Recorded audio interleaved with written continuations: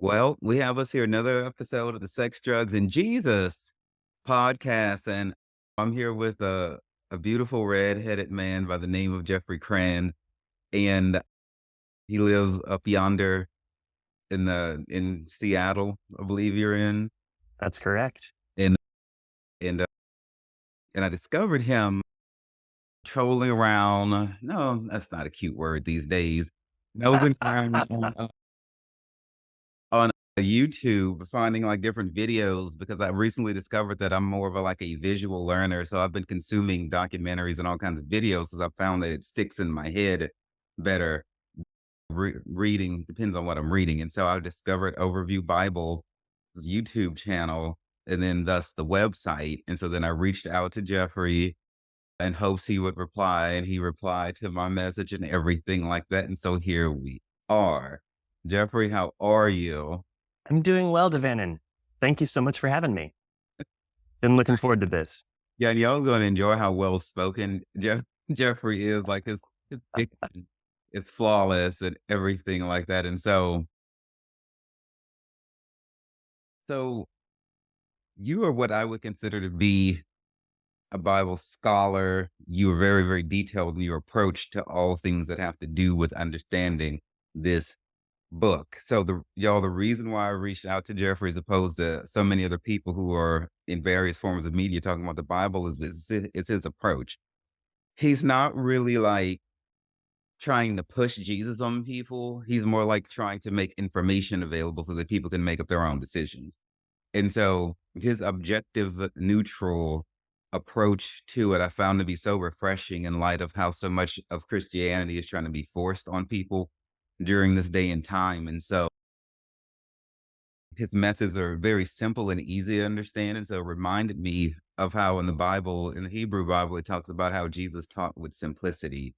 You know, he wasn't like super dramatic and over the top and trying to make everything a big deal, and blah, blah, blah, blah, blah. And then his Jeffrey does a lot of drawings and they're super colorful. And so that really made me feel like I was back in elementary school again, which just really warmed the boy and it still lives inside my soul. so so, Jeffrey, what would you like to tell people about you personally, maybe some of your background, education, and what got you so impassioned about this book? Yeah. Thank you so much for the kind words. That made me feel good.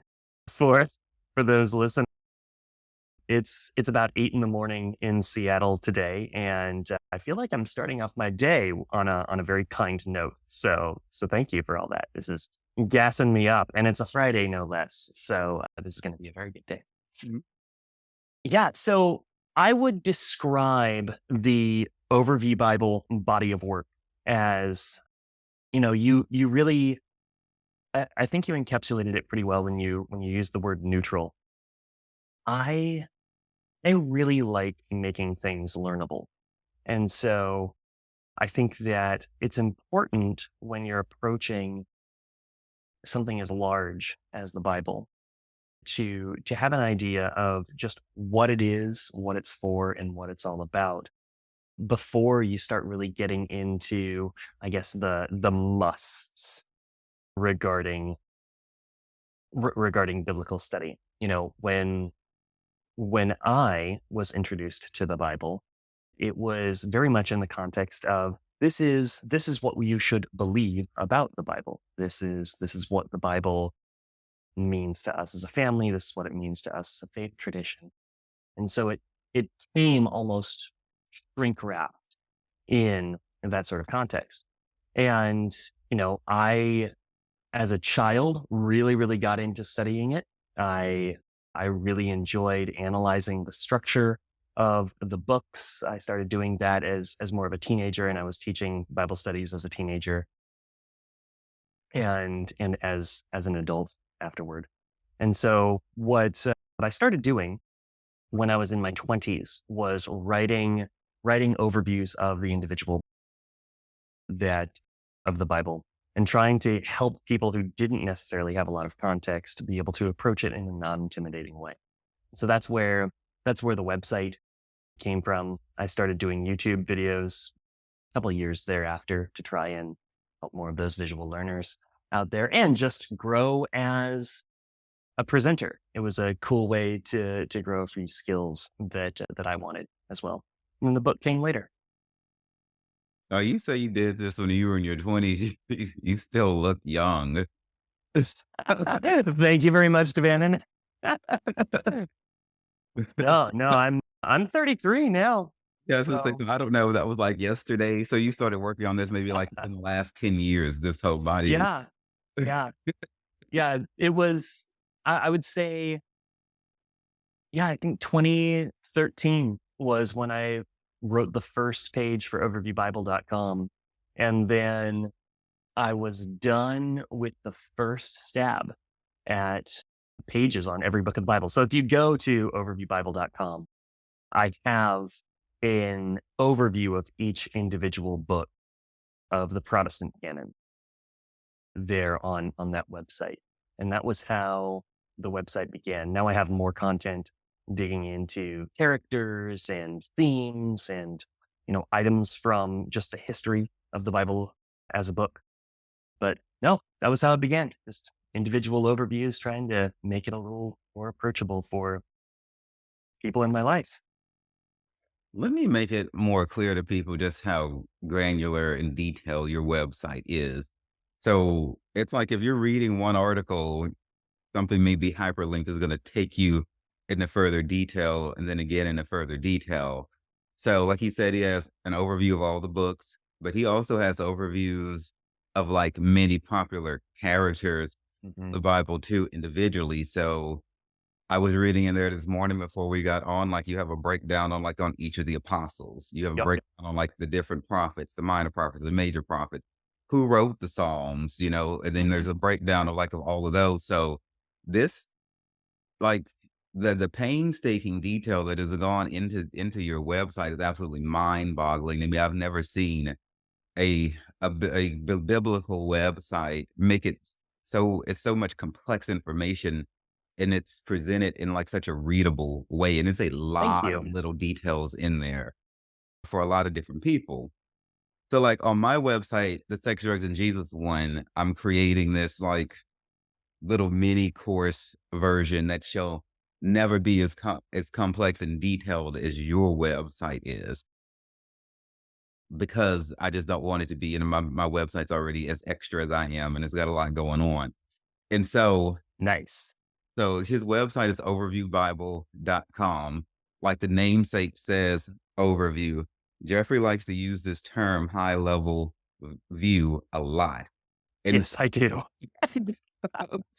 and so if you watch his YouTube videos over on his YouTube channel, which is also Overview Bible, you'll hear him say high level view. So his YouTube channel parallels the website, and you'll see YouTube videos embedded at various points throughout the website as well for those of you who want to click over to it. Mhm. So I really love the way the website is really well written. The YouTube channel complements that, and then you provided these different mediums of learning, and you've got everyone covered. Thank you. I'm glad someone likes it. So you have a lot of Yeah. comments on your YouTube videos, though. Like people you Yeah. really had some feelings. One person called you a cult. Yeah. Yeah. There's always a new and interesting opinion on YouTube. And sometimes it's mine. But, but yeah, it's YouTube is a funny place. I think that the ability for people to just kind of browse and say whatever's on their mind can lead to some really interesting questions. And I try to approach most questions and comments in good faith. YouTube is also just kind of a breeding ground for bad faith arguments, as many comment sections on the internet are. So yeah, I would say moving from the website, which was predominantly found via Google, to making YouTube content as well, exposed me to a lot more of the of some thoughts that people have on the sort of material that I make. So yeah, Yeah, the comments can be pretty interesting. I feel like, and Devan, and maybe you deal with this too as another internet creator. I feel like there's always a balance to be struck between like engaging, interesting comments that people throw out, and then also saving yourself time and energy in responding to things and trying to assess the utility there. It's a fun mental exercise anyway. So the way I'd say what Jeffrey's saying, y'all, is that some people are batshit fucking crazy and they're not worth the damn time.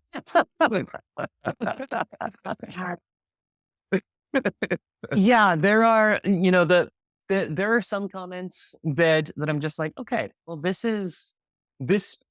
I don't think there's much more for me to say here. As the saying goes in the good book, every time we go to do good, there's evil presence. And so, weak-minded people are going to come onto our websites and send us nasty messages because this is, the force of negativity trying to hurt us through people who are vulnerable to such influence. And so this is why we surround ourselves with people who are positive minded and who cater to positive energy and to light and not to negativity. Not so much because we judge the people, but because, negativity can reach us through them. And so, Yeah, I think, yeah, that's such an interesting, it's such an interesting part of the world, isn't it? Like the, I think that negativity it almost feeds by creating more of itself. And so positivity is almost an act of defiance against that. Like how can you continue to approach people maybe that you'll never meet again in good faith and be, or at least for me, I try to, even if someone's being mean online, it would be nice to be someone who is kind to that person. see, now that's it. Some Sunday school teaching right there coming out. I mean, sometimes I'm better at it than others. I have responded to some comments with, and I quote, "Sir, this is a Wendy's." Yeah, the redhead fire in you does come out in those comments. I would expect anything less. And so, all right, so his book is called The Beginner's Guide to the Bible. So that's what we're gonna talk about, just a few parts of it. It goes over a little bit of it goes over a lot of the history, of the Bible and where it came from and everything like that. And then the latter half of it is like a very deep overview, but still a deep look into like literally each of the 66 books of the Bible. And Mhm. so tell us in your own words who this Bible, who your book is written for. Yeah. So when I started writing the beginner's guide to the Bible, it there was a specific conversation that I had with someone I had been doing improv with for a couple of months. And she was talking about how she had never really grown up with any sort of religious background. She didn't really have any context for what the Bible was or really what Christianity was at all. But she wanted to be able to speak with her aunt about things that were important with her. And I think this conversation was in I think this would have been 2017, 2018. And so there was there was a lot of discussion happening in her family around like politics. What does it mean to be an American? What does it mean to be a Christian? And my friend had no context for that third piece. And so in that conversation, I had said, or she was saying, yeah, I wish I had more context to be able to talk to my Christian aunt about these things that are important to both of us. I said, I've been kicking around this idea of writing down just kind of like a beginner's guide to the Bible so that you had, even if you never went to Sunday school, or if you grew up in Sunday school and never really spent much time reading the Bible, which is a lot of people who would consider, who would, say, oh, yeah, I'm a Christian. I grew up Christian. Still haven't either had the time or desire or brain space to really read or study the Bible. Said, I said, I would like to establish some sort of baseline with a book. And she said, if you write that book, please let me know as soon as it's done, because that is exactly what I want. I want to be able to have an intelligent conversation about the Bible without necessarily needing to go to seminary or, go to church or do all the work to try to arrive at where you're at. And I do think that that's a very fair thing to ask for. So, oh, you look like you've got a question. No, you keep talking. You're here. My get Cool. keep All going. right. All right. So that was the conversation that really sparked writing this book. And when when I finished it in 2019, felt like I had a good first edition that would be for someone who knew that the Bible was important, but didn't necessarily know how to talk about it with anyone that didn't already share their beliefs. So if you read it now, you should be able to have a good baseline for talking with a priest, a pastor, a religious relative, your bartender, an atheist, all that good stuff.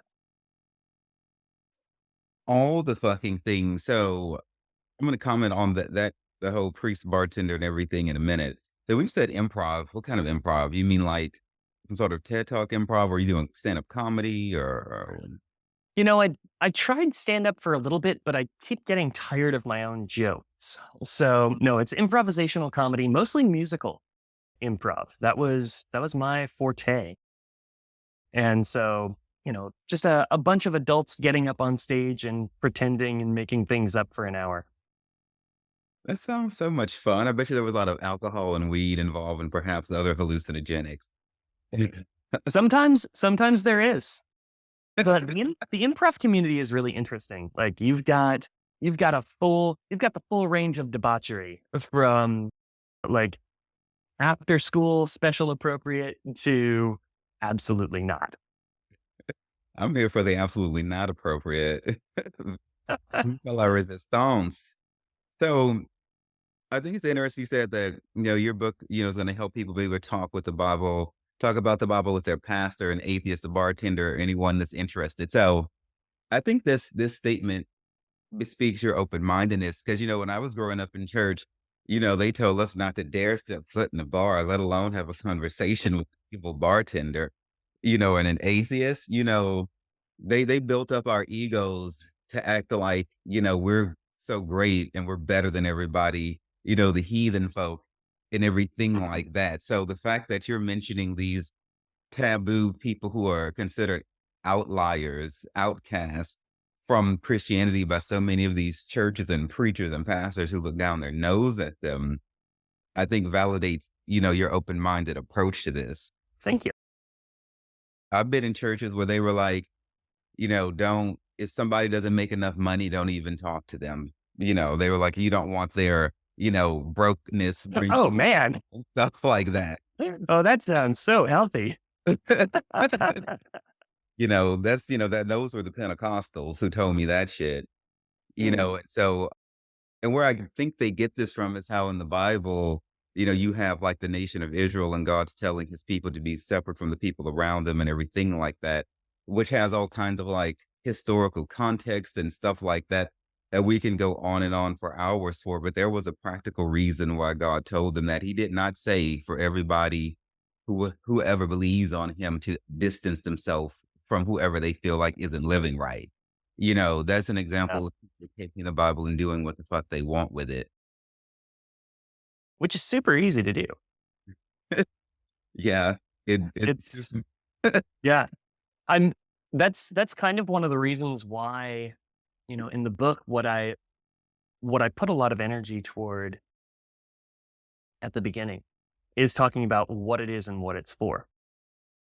Because if you treat this collection of ancient writings as something that is essentially your magical codex, and then whatever meaning you can pull out of this because you can link your thought to this magical book, then that gives it authority. If that is your mindset, then you can wreak a lot of harm on the relationships in your life. You can wreak a lot of harm on people that you don't even necessarily know if you bring that into the world around you.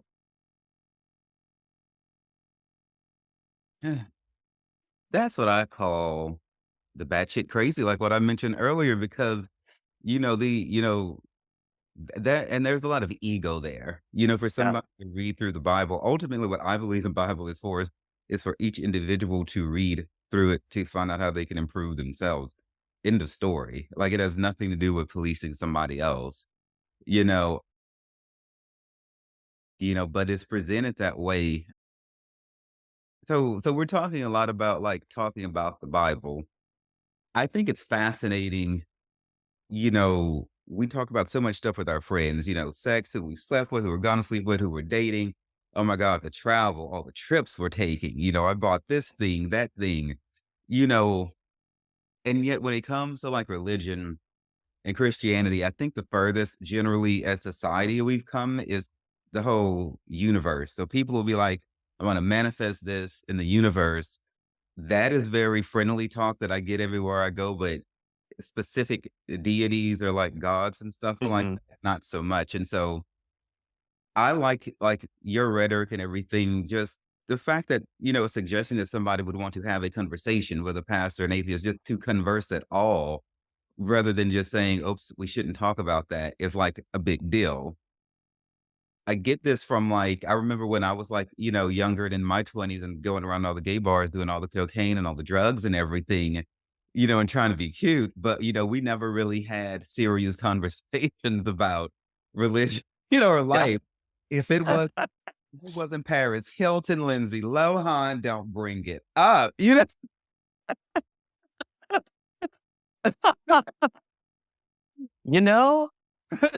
know, I think I can honestly say that I've never been in a situation in which if it's not Paris Hilton or Lindsay Lohan, don't bring it up really applies to me.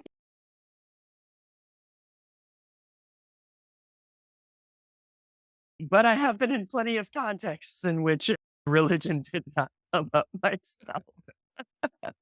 I guess it's safe to say I've had a lot more conversations about the Bible than I have about Lindsay Lohan.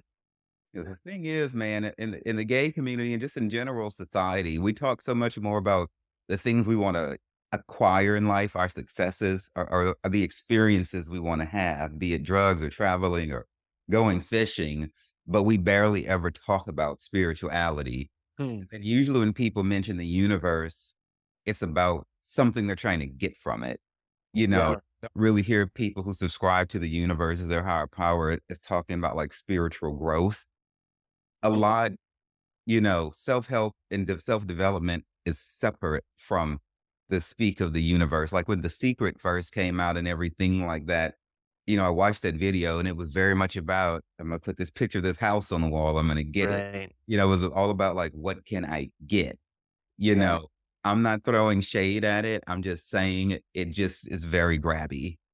It's really interesting, and I think that in some ways, like, it's an unfortunate side of human nature to approach something good and then say, "How can I exploit this?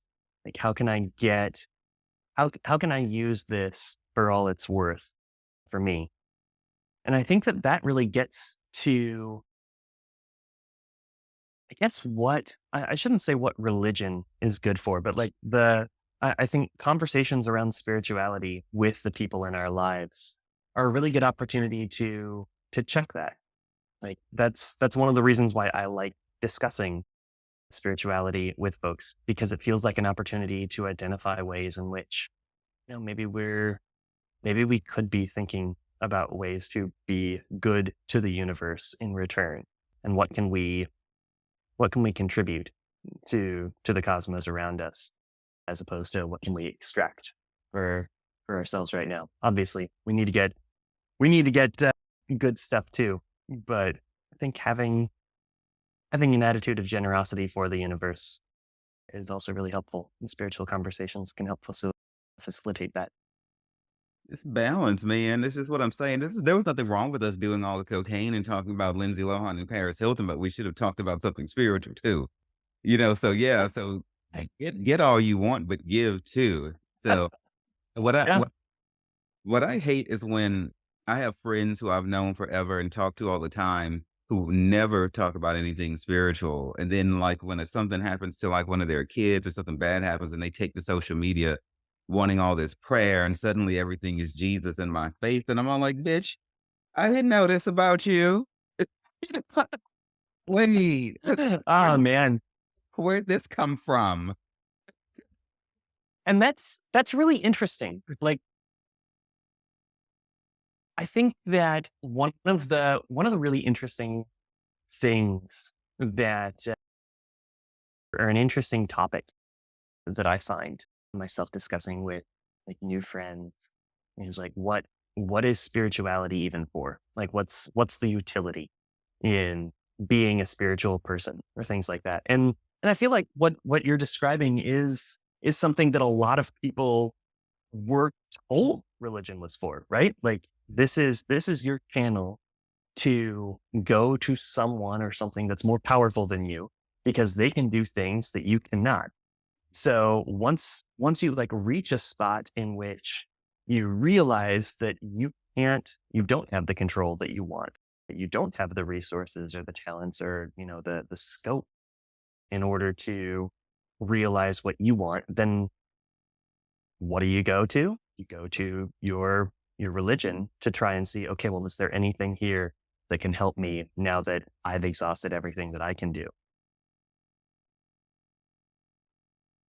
I want people to stop looking at God as a means to an end, though, because none of us want some fool coming around just when they want some shit from us. Like nobody wants that, and so God lets us abuse him like that, you know, because he's really nice. But I think it's really interesting. Like because a lot of the thought around like asking God for things doesn't seem to take into account like where that thing is going to come from.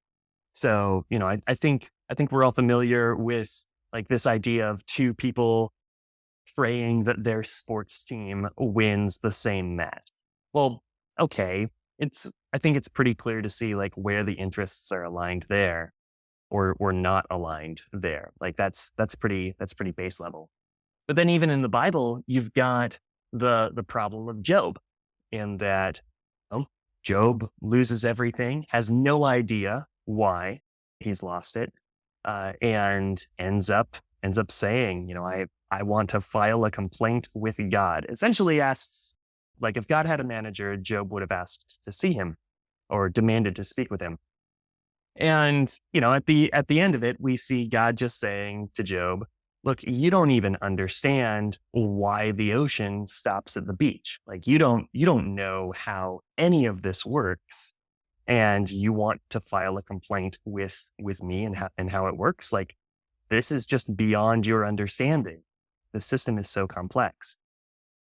And I think that, like that human desire for there to be someone making things right in the end has been part of that's been part of us for as long as we've been a species, as far as I can tell. And like when to bring it back to like asking God for things or just like demanding things, I think that as far as the picture of God has been painted in like the Hebrew Bible and the New Testament, this God seems to understand and not really begrudge humans of asking him for things, but there's something bigger. There's always something bigger at play than what we want. And the apostle James says that if anyone lacks, then they can ask for wisdom, and God's not going to begrudge them that. And so I think like asking for things like wisdom that don't need to come from somewhere else, like that's not going to disrupt any other part of the system the way asking for rain or asking for money or asking for, a child or things like that might. Like asking to have more of that divine perspective. I think I think God'll God will make it rain on that front. Right? Yes. But yeah, yeah. But no, I don't think God gets annoyed by us asking things, and I agree with you. Like he puts up with a lot of our bullshit because he's nice, but I think he's also wise, and he knows that we're just children and we're doing the best we can. I know he's not angry. I'm angry on his behalf. I'm like, I want y'all to see that he's a person. He's like a human without flesh. Whatever personalities we have, he's that the more because we're made in his image. We're just like little versions of him. So his feelings to get hurt and stuff like that, though he possesses the capacity to be completely objective in spite of his feelings being hurt. So I just want people to see like the humanity in God. You Mhm. know, he's totally divine and yeah, we can ask for everything, but still he's like a person and he has feelings. Yeah, that was. And if you read the Old Testament prophets, you'll see that. He just has feelings. You know what? I don't want, so we're not going to be on this earth forever. And eventually we're going to look at God in the face. Our relationship with him cannot just have been transactional the whole time. At what point are we going to just get close to him for who he is and just talk, just, know him, you Mhm. know? Anyway, and get off my soapbox on that. I want to comment on something that you had mentioned earlier about your family, friends, relatives, associates saying like they're trying to figure out what it means to be American and to be Christian. So I just want to say that to be an American is like a blank slate. This country doesn't have its own language. We don't have a national religion. Like you can't speak American. Like you can't write Yeah. American. This country it's just like somebody says it's like a white they took a dry erase board such as you have behind you, and there was a bunch of indigenous people on it, and then they, like, kind of wiped the majority of those out, and then they just took we went down to Africa and snatched people and threw them in there, and just, like, pieced it together, you know? So to be an American is what? I don't really know. It's like this, whatever do you make of it? Allegedly it's supposed to be a whole lot of freedoms here, but that's not the case. But there's no like, say, like, Italian, culture, rooted in us and stuff like that. There's no Americans have pasta, or there's no, the French have their crepes, there's no like American, so it's whatevs. I mean, we got serving sizes, right? So we got we got the super size, we got the drive-through, we got Things that the world laughs at us about. So we have the Golden Arches, McDonald's, yeah. fast food capital. We're the fast food capital of the world. Hurrah. Yeah. And what does it mean to be Christian?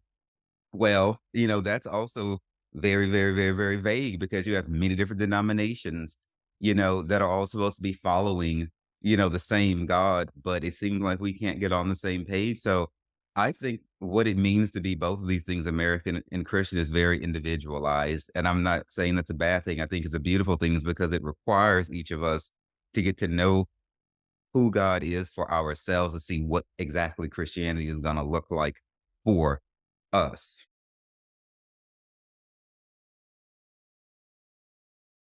Go ahead. It's it's interesting how much of religion comes down to identity politics. Like so much of what it means to be a Christian comes down to what that individual means by Christian.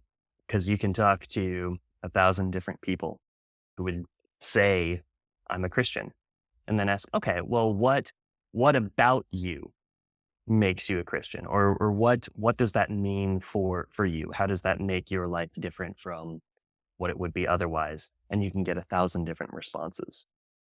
And so, granted, like many of them will say, oh, well, I believe in the Nicene Creed. I believe in the Apostles' Creed. I subscribe to this or that.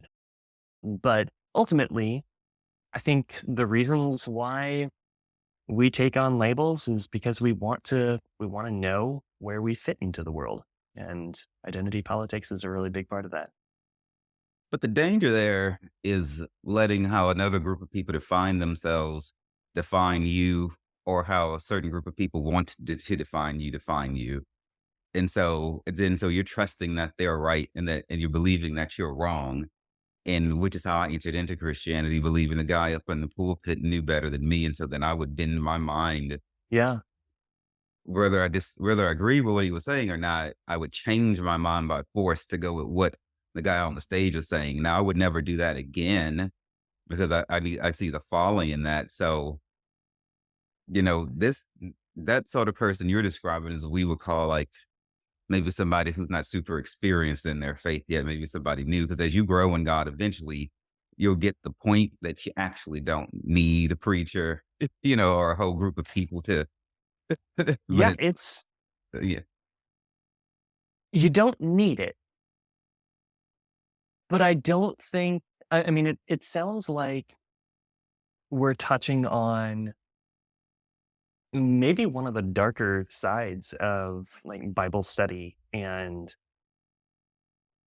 I guess the way people approach this sort of topic in that we we like having rubrics and we like having scorecards.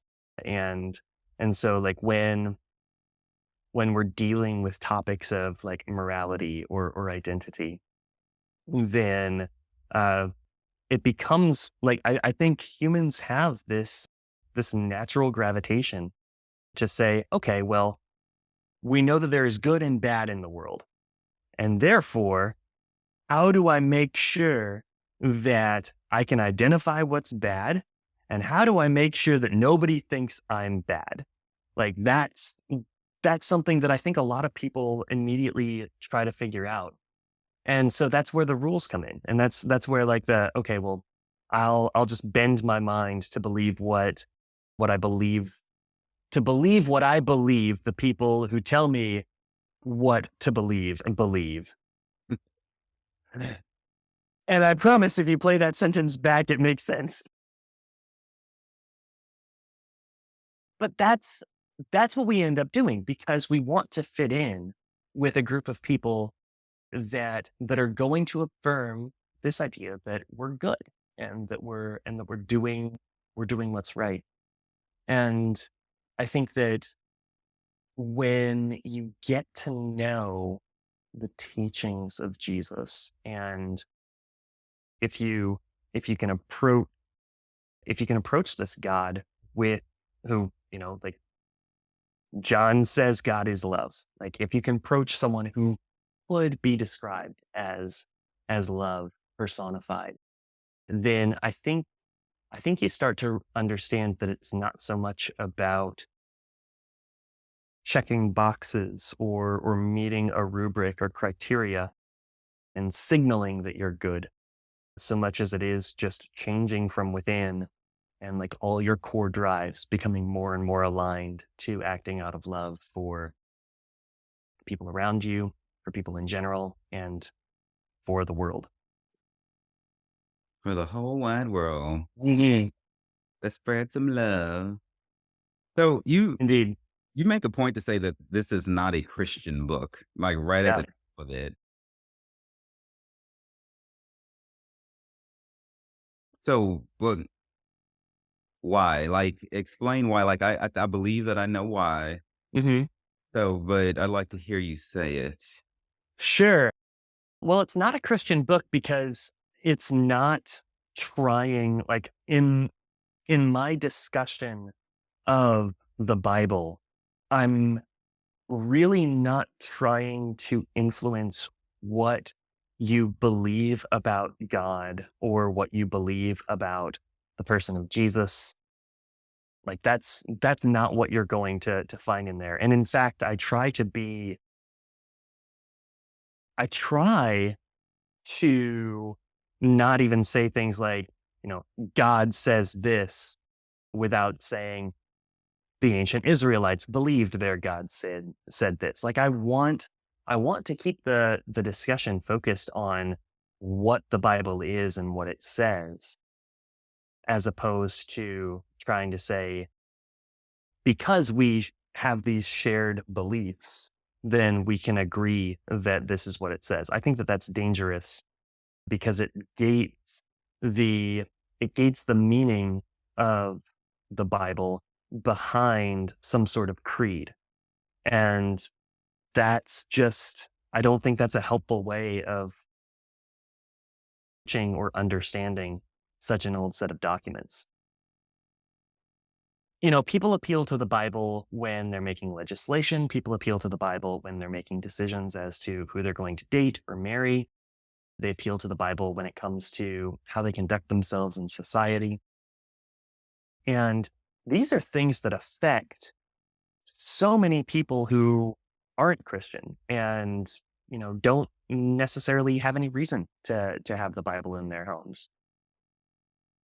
I think that it's only fair that there should be resources that help everyone understand what this book that everyone's appealing to says without them necessarily needing to either adopt beliefs that they don't have or pretend to adopt those beliefs in order to get the education. Like I think that this is something that a lot of people appeal to when making decisions that affect other people, and those other people should have as much as possible an unbiased means of understanding what these people are appealing to. I'm going to read two excerpts from your book that I feel like has to do with this right here, what we're talking about.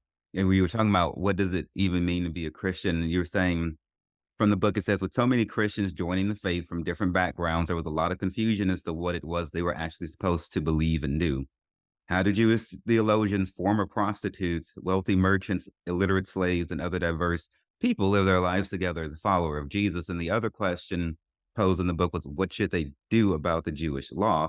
Then you say, if churches are a mix of Jewish and non Jewish people, Jewish being of the bloodline of Abraham, non Jewish not of the bloodline of Abraham, as I understand it, how would Christians handle the culture clashes? The Jews had methods and traditions of food, worship, work, sex.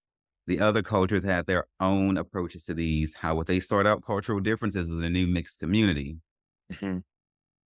In the book of Acts, which I think is a titillating read now that I'm, older and I know how to go, now that I'm able to look through it myself.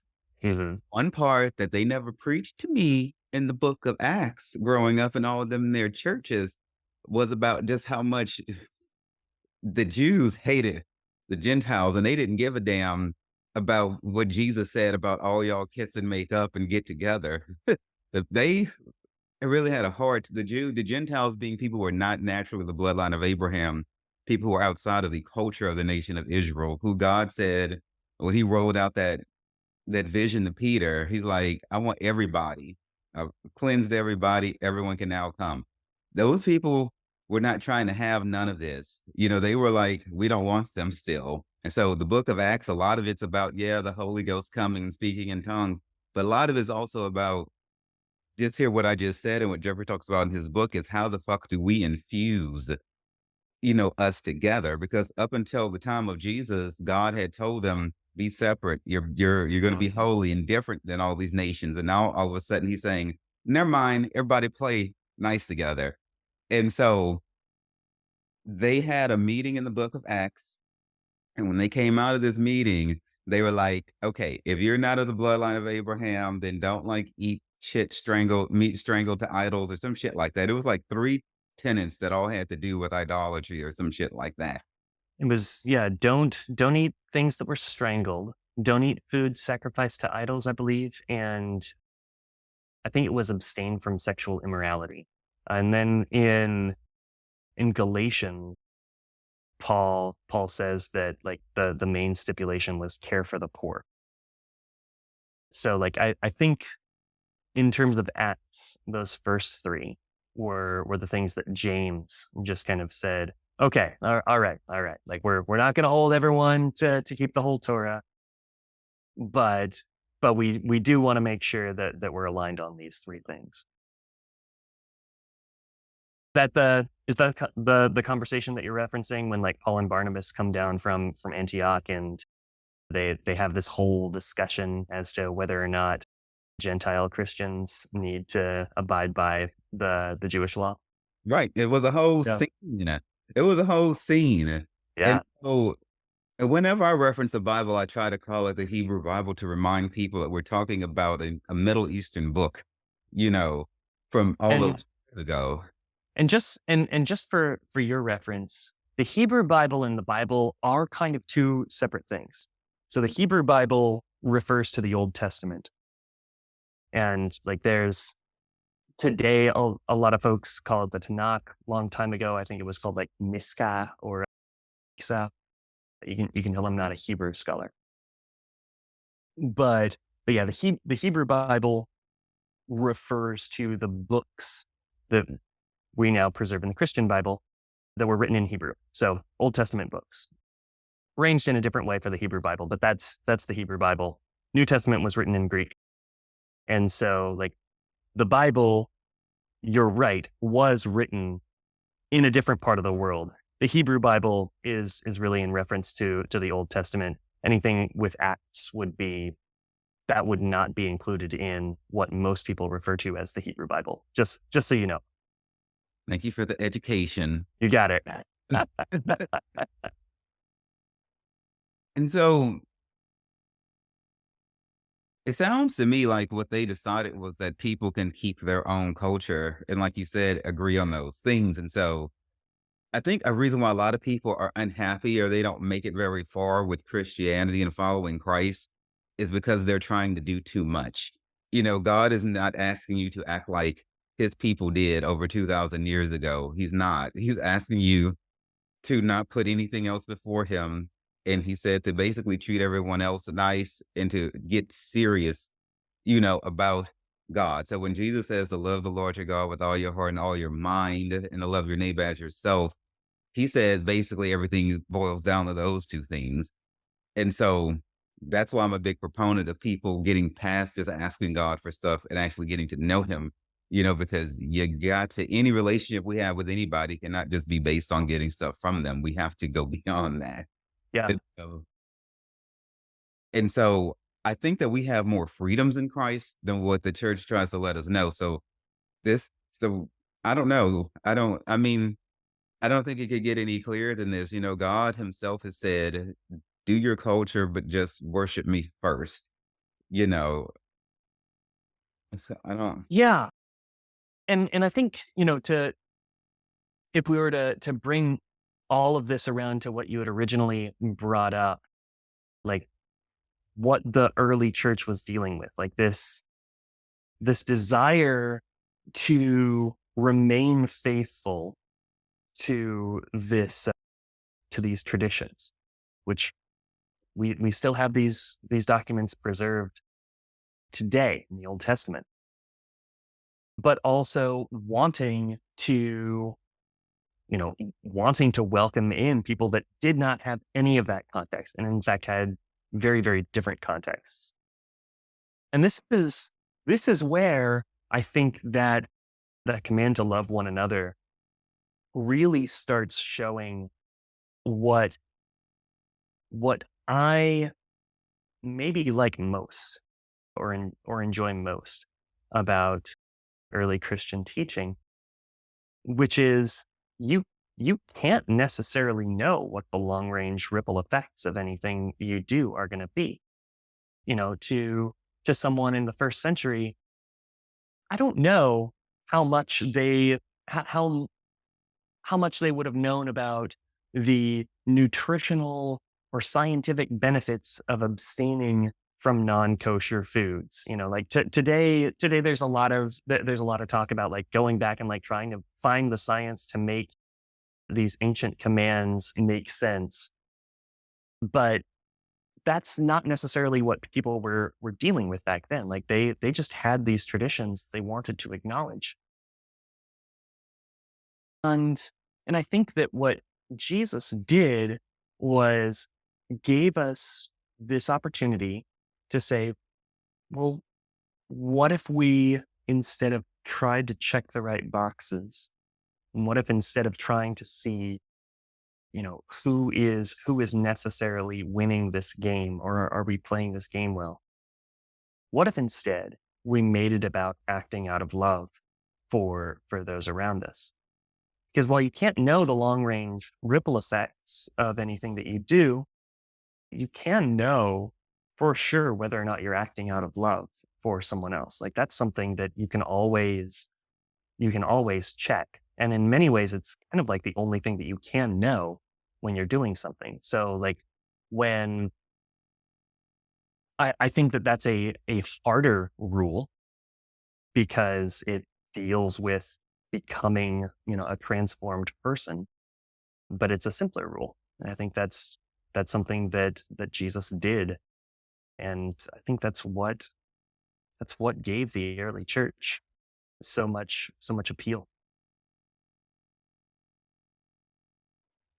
So, in other words, Jesus was like way more chill. And in other ways, way not.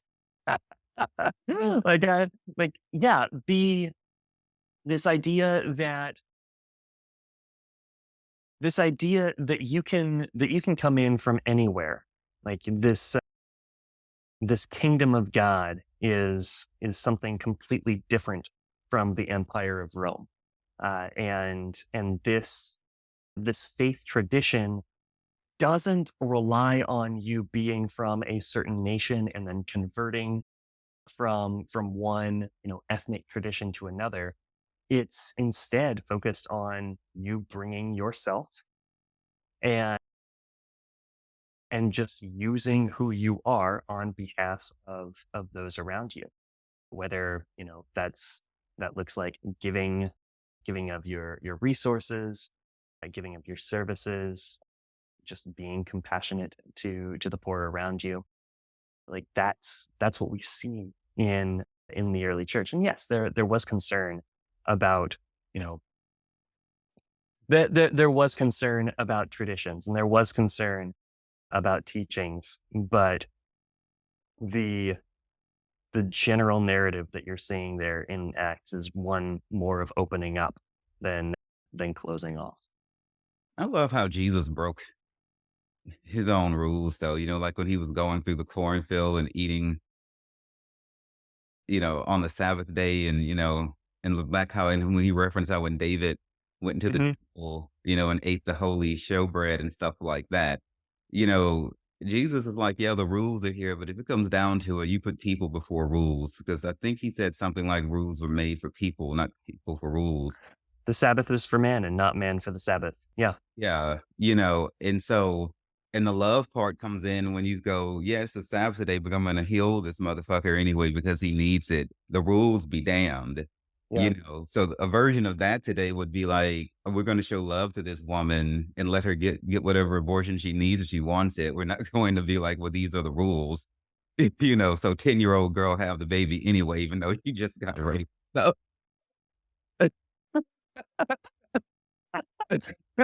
Oh man. The No, no, no. I am someone who enjoys pedantism or pedantry a good deal.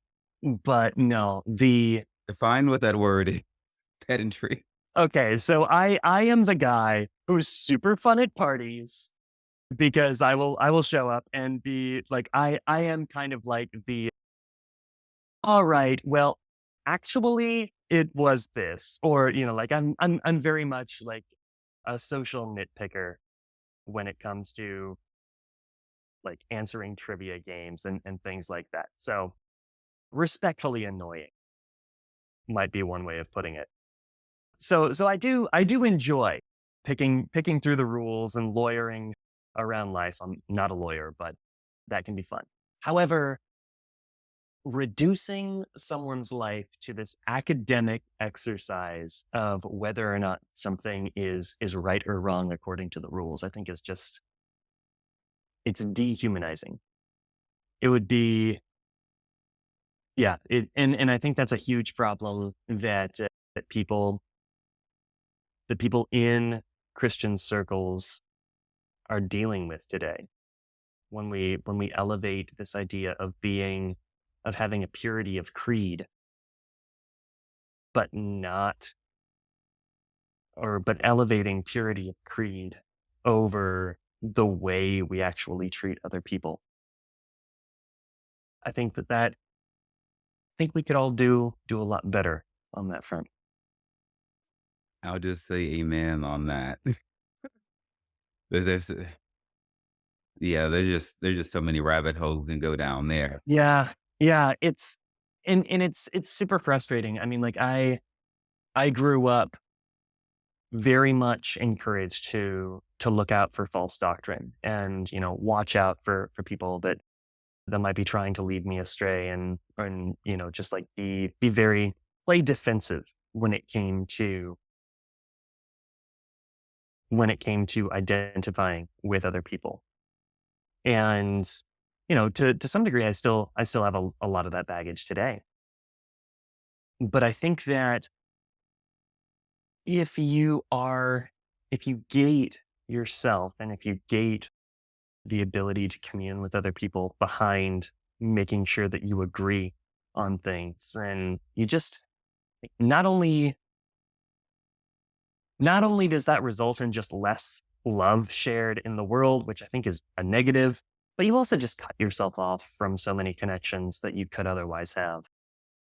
And yeah, like that's this idea of trying to make sure that someone is clear before being able to relate to them or before being able to think of them compassionately, I think is it's a pretty big problem.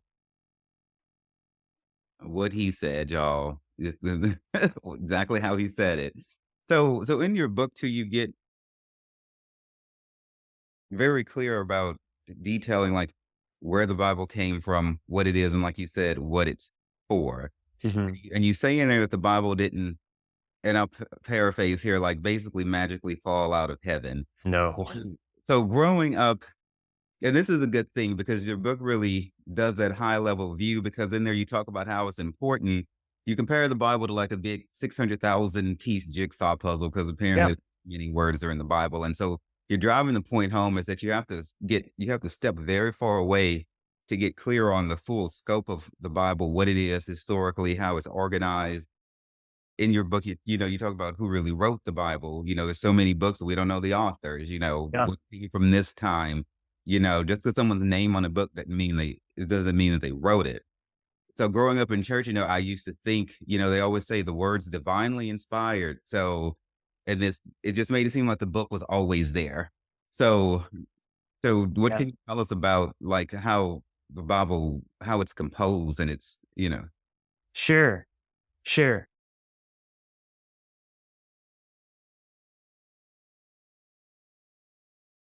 That is a huge question. Let me try and distill this real quick.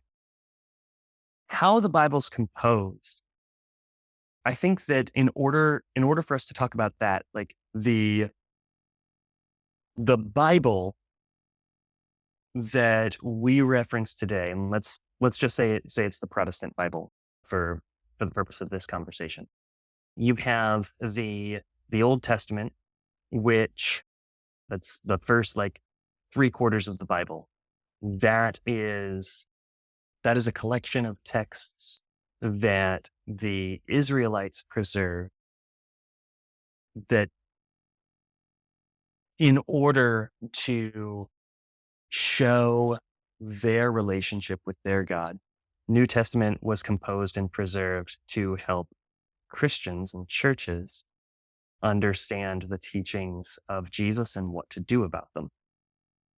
How those two works were composed is kind of different. So let's start with the Old Testament.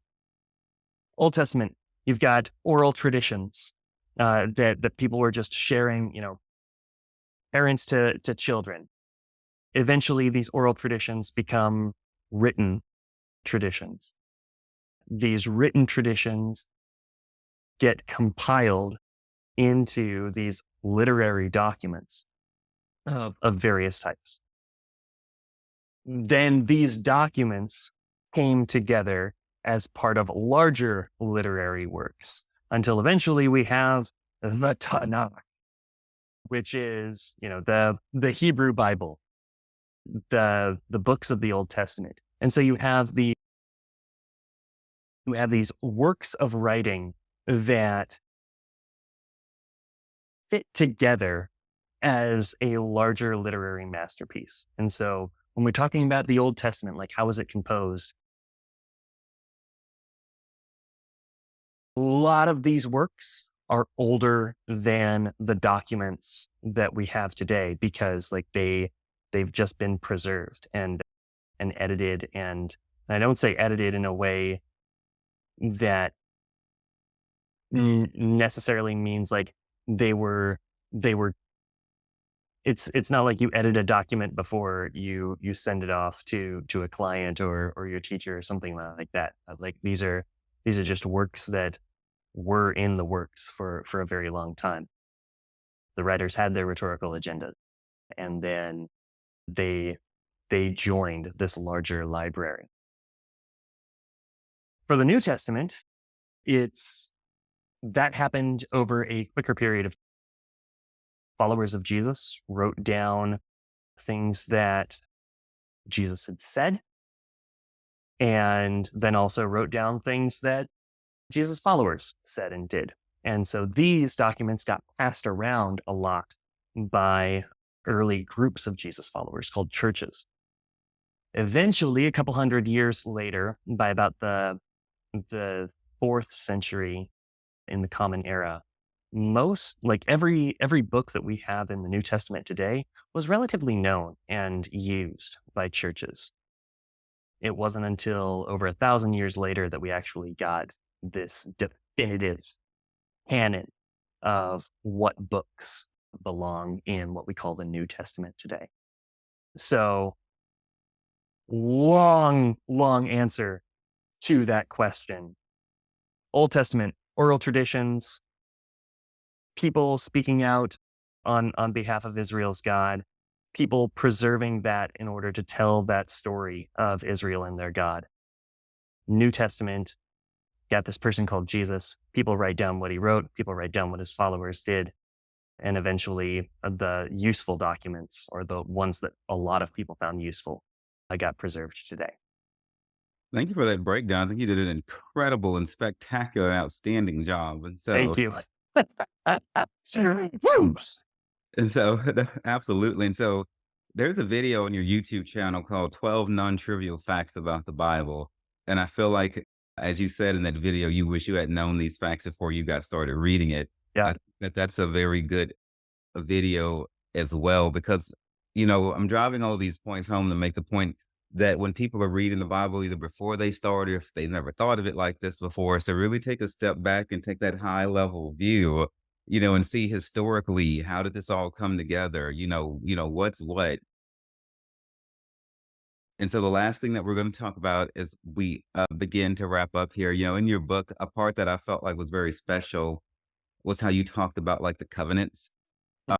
You talk about the covenant of Abraham with Israel, Moses, with David, and how we have our covenant in Jesus Christ. And so, this beckons back to the whole point of God trying to reach out and communicate with us and get on our level. The fact that he was willing to even come down in the whirlwind and talk to Job, read him for filth, basically, and then turn around and bless him the way he did.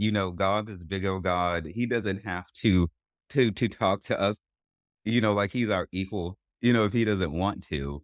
But he's been trying to just have a relationship with us, the whole time, you know. And so I appreciated the fact that you highlighted all the different covenants and what they mean. I'm glad. I'm glad that was helpful.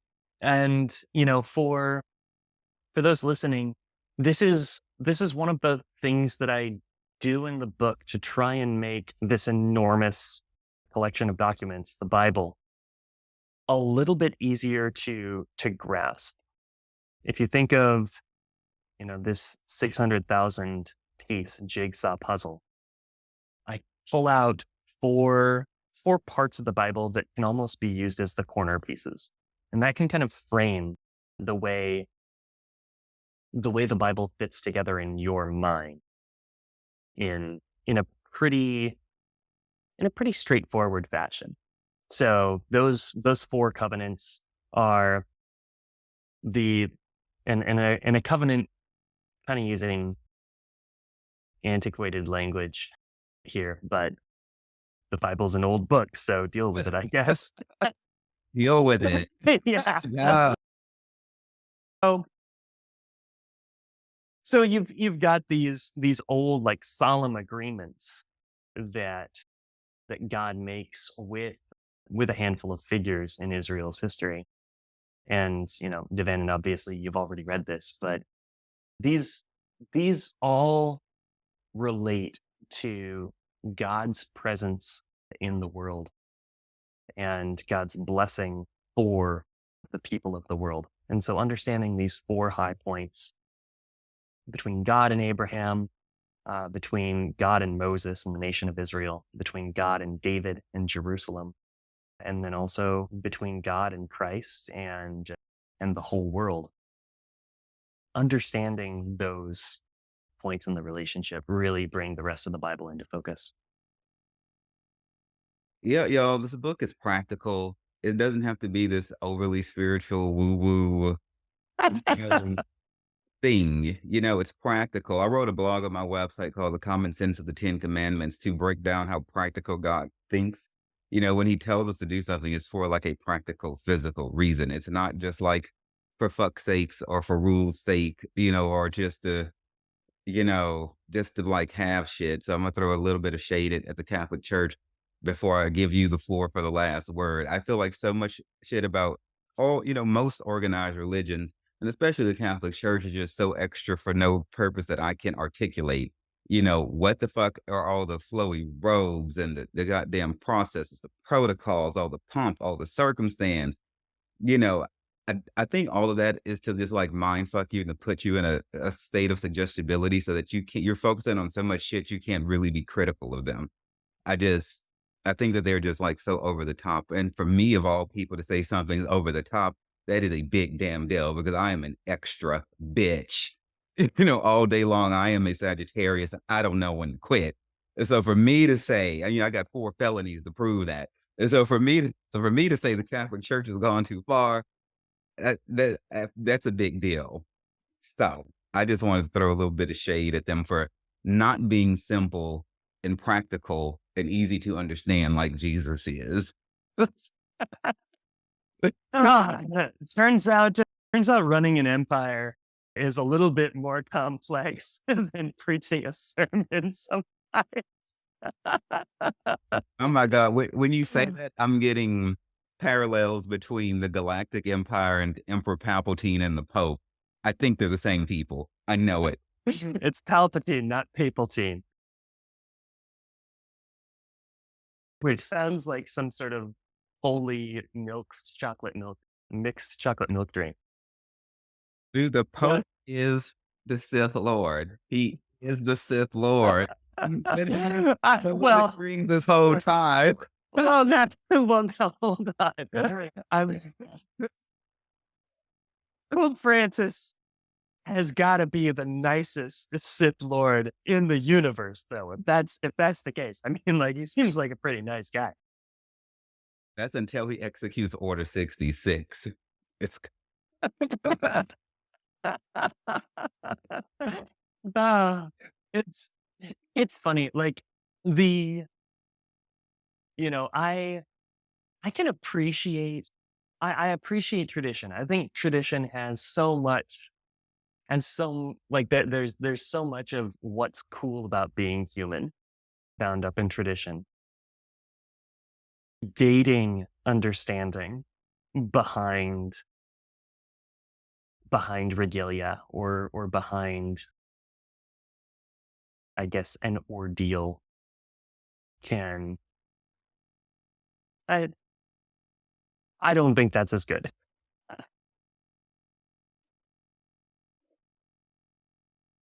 okay, so tradition's cute, but I see too much sacrifice of people on behalf of the traditions, is my thing. And then I don't get where it comes from. So did God tell them to write out all these prayers and all of these things that you have to do before you're qualified to be baptized or before you're qualified?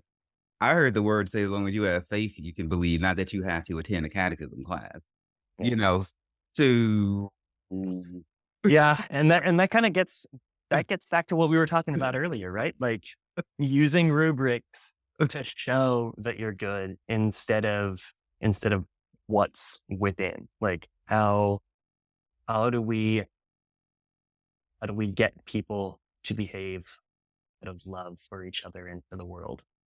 I say take all the robes off and just put on fucking clothes and sit down and say what you got to say. Done with it. There we go. But with that, Jeffrey, I You thank you. heard it here first, folks. So, Jeffrey, thank you for your time. I want you to, again, his website is overviewbible.com. His YouTube channel is the same.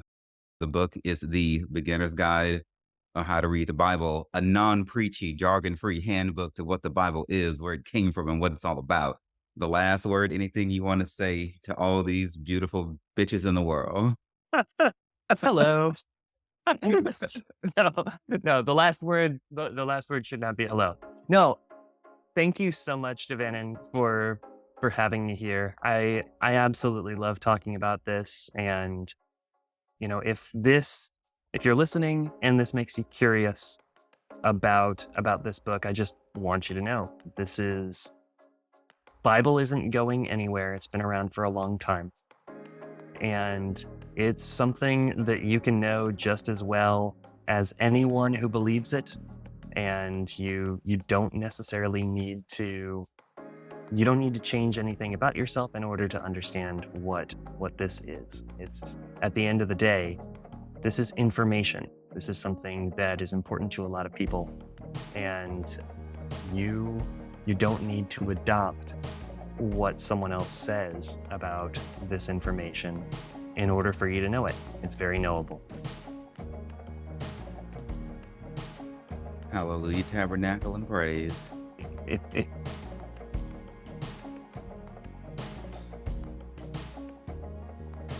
Thank you all so much for taking time to listen to the Sex, Drugs, and Jesus podcast. It really means everything to me. Look, if you love the show, you can find more information and resources at sexdrugsandjesus.com or wherever you listen to your podcasts. Feel free to reach out to me directly at Devanin at sexdrugsandjesus.com and on Twitter and Facebook as well. My name is Devanin, and it's been wonderful being your host today. And just remember that everything is going to be all right.